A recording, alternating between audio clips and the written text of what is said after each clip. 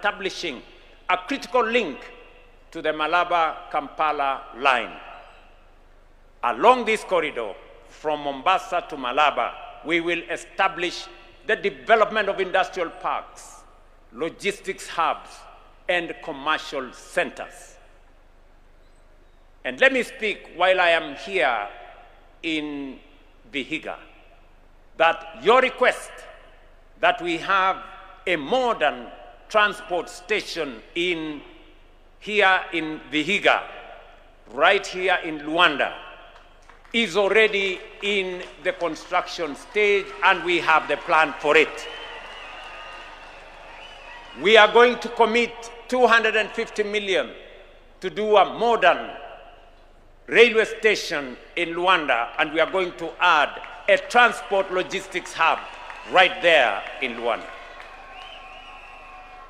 We will do the same in Nyamira, as I announced, because this railway is not just a transport corridor. It is an economic raising hub. The expansion of the Rironi-Mau Summit Road, which will ultimately extend to Malaba border, together with the onward extension of the SGR to Malaba, represents a new generation of future-shaping infrastructure. These are not just transport projects. They are strategic national investments designed to unlock the full economic potential of our regions and connect Kenya more deeply to the East African corridor. Na wacha niseme, ndugu zangu, watu wa hapa Vihiga na Western Kenya, mradi wa SGR, mradi wa barabara ya kutoka Nairobi mpaka Malaba, umesikia awamu ya kwanza itafika Mau Summit. Nataka niwaeleze ya kwamba kufikia mwisho wa mwaka huu pia tutakuwa tumeanza kandarasi ya kutoa hiyo barabara kutoka Mau Summit, iteremuke ikuje Eldoret, ikuje hapa Kakamega, iteremuke mpaka ifike Malaba. Njia nyingine itapitia Kericho iende Kisumu. Mimi nimesikia viongozi wengine wakisema ya kwamba hizi barabara infrastructure hazina maana. Mimi nashangaa sana. Wale wanatuambia hizi barabara hazina maana ni watu wanaishi na sisi hapa. Wakati barabara na reli zilikuwa zinajengwa siende mahali kwengine, hawakuzungumza. Leo wanatuambia hizi barabara hazina maana, reli hazina maana. Sijui wanataka kitu gani ni ya maana kwao. Ndio mimi nasema kuna watu wako na upungufu ya akili. Let me tell you, good people, this infrastructure we are building, their greatest impact will be felt in the lives of ordinary Kenyans. These projects will generate jobs, stimulate enterprise, and attract investment along the corridor, ranging from logistics and manufacturing to trade and services. They will create new centers of growth, expand incomes, and lay the foundation for shared prosperity. Fellow citizens, another key pillar of our transformation and transformative infrastructure agenda is housing. Through the affordable housing program, we are not simply building homes.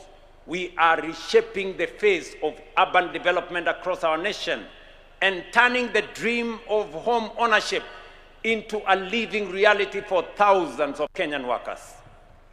Today, more than 273,000 affordable housing units are under construction across the country, and over 9,000 have already been completed, and we are handing over to deserving families.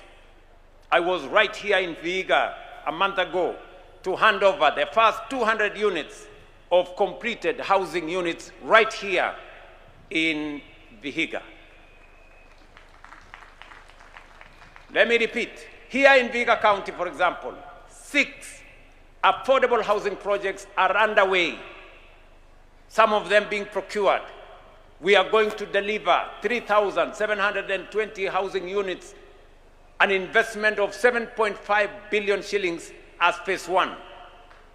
At the same time, student accommodation projects, both ongoing and in the pipeline, will provide 4,540 bed spaces, backed by a further investment of 1.9 billion shillings right here in Vihiga.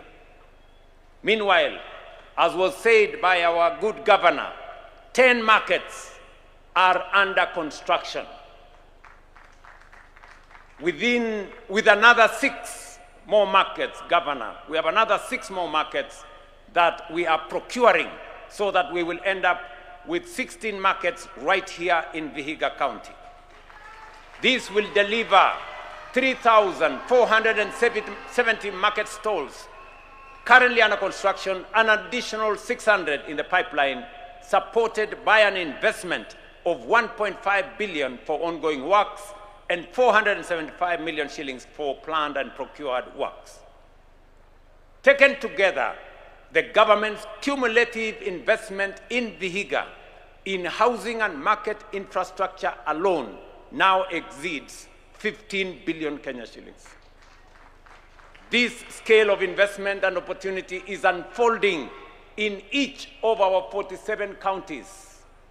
Never in the history of our nation has every corner of Kenya witnessed such breadth and depth of development. Critically, this progress is being driven not by unsustainable borrowing, but by the resources generated through the hard work, enterprise, and sacrifice of patriotic Kenyan workers. That is why, ladies and gentlemen, I salute you, all the Kenyan workers. It is your effort, your productivity, and your belief in this country that is financing and delivering this transformation. And on this Labor Day, I say thank you to every Kenyan worker for not only believing in our country, but for actively building it, sustaining it, and shaping its future. But beyond the walls we raise and the roof